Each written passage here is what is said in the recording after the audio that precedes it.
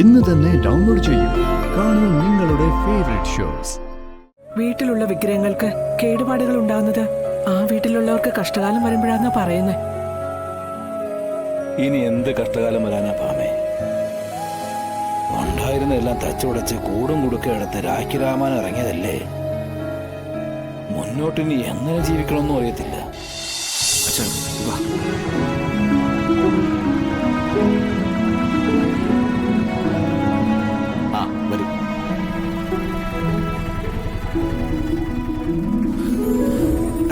ഇതാണ് സുബൈർക്ക.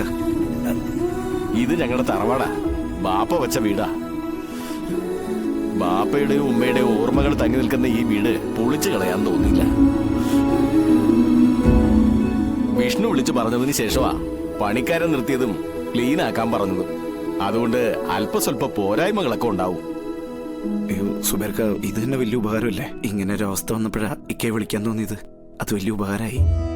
കേറിക്കിടക്കാൻ ഒരു വീടില്ലാതാകുന്നതിന്റെ വേദനയൊക്കെ എനിക്കും മനസ്സിലാവും. ഇതൊക്കെ പടച്ചോന്റെ ഓരോ കളികളല്ലേ.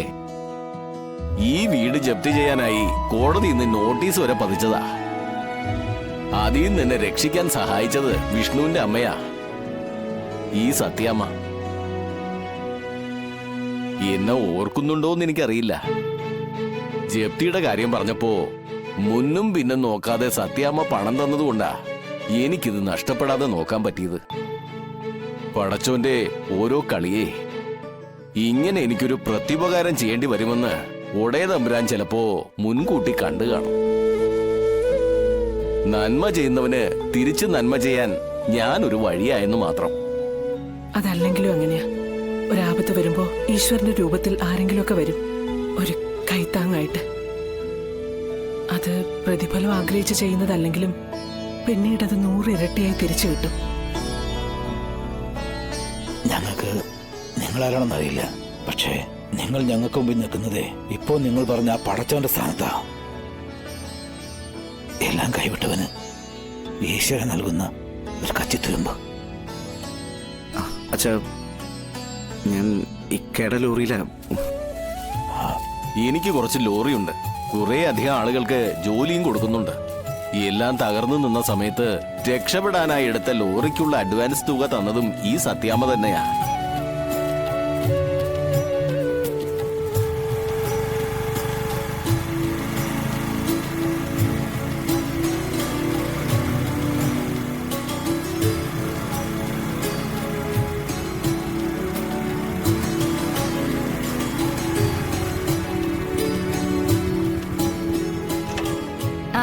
എല്ലാരും എത്തിയോ? എന്റെ മോളാ നൂർജഹാൻ.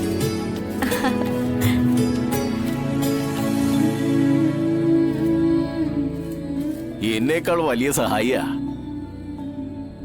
ഈ ചെടികളൊക്കെ ഇവളൊരുക്കിയതാ. നിങ്ങൾക്കിവിടെ ഇവള് വലിയ സഹായമായിരിക്കും. നൂറേ എന്നൊന്ന് വിളിച്ചാ മതി. എന്ത് കാര്യം ഉണ്ടായാലും 100 ഇവൾ ഓടിയെത്തും. എനിക്കറിയാം ബാപ്പച്ചി ഇവിടെ ഇന്ന് കത്തിച്ചു കൊല്ലുമെന്ന്. എന്നാ നീ പൊയ്ക്കോ. ഇവിടുത്തെ കാര്യങ്ങളൊക്കെ ഇനി 100 നോക്കിക്കോളാം. എന്നാ പിന്നെ ഞാൻ ഇറങ്ങട്ടെ. എന്താവശ്യമുണ്ടെങ്കിലും ഇവളോട് പറഞ്ഞാ മതി. എന്നെക്കാൾ ഉത്തരവാദിത്വത്തോടെ കാര്യങ്ങൾ അവള് ചെയ്തു തരും. വിഷ്ണു, നഷ്ടപ്പെട്ടതോർത്ത് ദുഃഖിച്ചിരിക്കാനാണെങ്കിൽ ഈ ഭൂമിയിൽ നമുക്കതിനെ നേരം കാണും. എന്നാ തിരിച്ചു പിടിക്കാമെന്ന ആത്മവിശ്വാസം മനസ്സിലുണ്ടെങ്കിൽ ഈ നഷ്ടങ്ങളെല്ലാം നമുക്ക് നേട്ടങ്ങളാക്കി മാറ്റാൻ കഴിയും. അതിന് ഏറ്റവും വലിയ ഉദാഹരണം ഈ ഞാൻ തന്നെയാ. വരട്ടെ, എല്ലാം ശരിയാവും. ഇല്ലെങ്കിൽ നമുക്ക് ശരിയാക്കാമടോ.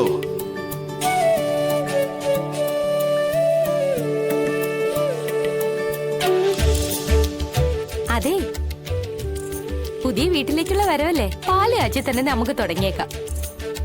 അല്ല, അതിന് പേടിക്കണ്ടെന്നേ. ഒരു പാല് കാച്ചിന് വേണ്ട സാധന സാമഗ്രികളൊക്കെ ഞാൻ അകത്ത് ഒരുക്കിയിട്ടുണ്ട്. എന്നാ പിന്നെ പഴയതൊക്കെ മറന്നിട്ട് വലത് കാല് വെച്ച് തന്നെ അകത്തേക്ക് കയറിയട്ടെ. ഇനി ഓർക്കേണ്ടതെല്ലാം പുതിയ കാര്യങ്ങളായിരിക്കണം. ഇനി ഇവിടെ തുടങ്ങുന്നത് ഒരു പുതിയ ജീവിത.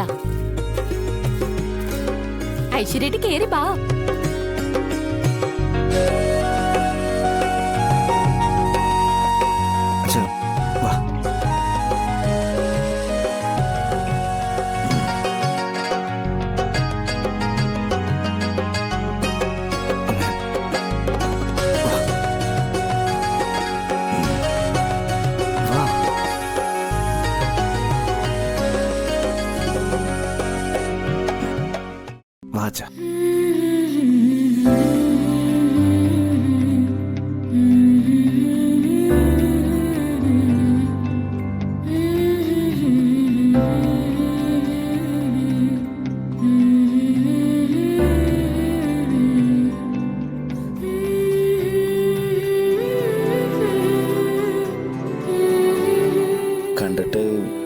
ചെയ്തിട്ടില്ലെന്ന് തോന്നി.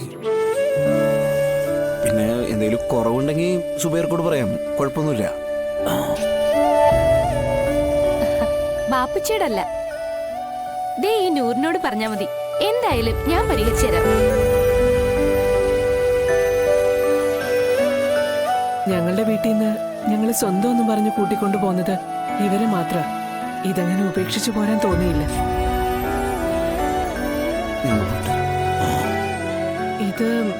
ഇതിപ്പോ എവിടെയാ മോളെ ഒന്ന് വെക്കുക? ഭഗവാനെ വെക്കാനല്ലേ? ഞങ്ങളുടെ നിസ്കാരമുറി ഇവിടെ ആയിരുന്നു. ഉപ്പായും ഉമ്മച്ചിയും ഒക്കെ നിസ്കരിച്ചിരുന്ന സ്ഥലാ. ഈശ്വരൻ പലർക്കും പലതാണെങ്കിലും വിളി കേൾക്കുന്നത് ഒരൊറ്റ ഒരാള് തന്നെ മോളെ. ആ ഒരേ ഒരു ശക്തിയിലാ ഈ പ്രപഞ്ചം തന്നെ നിലനിൽക്കുന്നത് തന്നെ. ആ ശക്തിയെ നമ്മുടെ ഇഷ്ടത്തിന് നമ്മൾ ഓരോ പേര് കൊടുത്ത് പൂജിക്കുന്നതേ ഉള്ളൂ.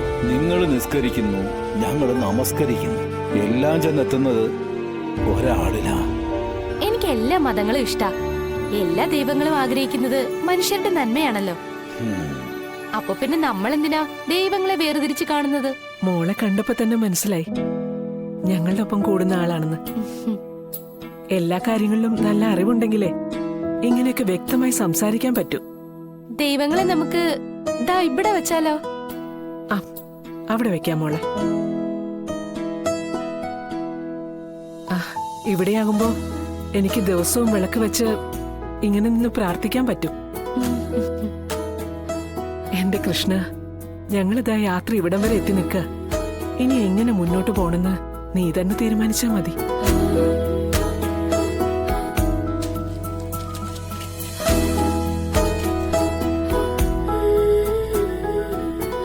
അയ്യോ, ഇവിടെ പൊട്ടലുണ്ടായിട്ടുണ്ടല്ലോ. ഇതെങ്ങനെ പറ്റി? നോക്കട്ടെ. ശരിയാണല്ലോ, പൊട്ടിയിട്ടുണ്ട്. അവിടെ അവിടെ കളറും പോയിട്ടുണ്ട്. പക്ഷെ കൃഷ്ണനൊന്നും പറ്റിയിട്ടില്ല. അതല്ല മോളെ, വീട്ടിലുള്ള വിഗ്രഹങ്ങൾക്ക് കേടുപാടുകൾ ഉണ്ടാകുന്നത് ആ വീട്ടിലുള്ളവർക്ക് കഷ്ടകാലം വരുമ്പോഴാന്നാ പറയുന്നേ. ഇനി എന്ത് കഷ്ടകാലം വരാനാ പാമേ? ഉണ്ടായിരുന്നെല്ലാം തച്ചുടച്ച് കൂടും കുടുക്ക എടുത്ത് രാഖിരാമാൻ ഇറങ്ങിയതല്ലേ. മുന്നോട്ടിനി എങ്ങനെ ജീവിക്കണമെന്നും അറിയത്തില്ല.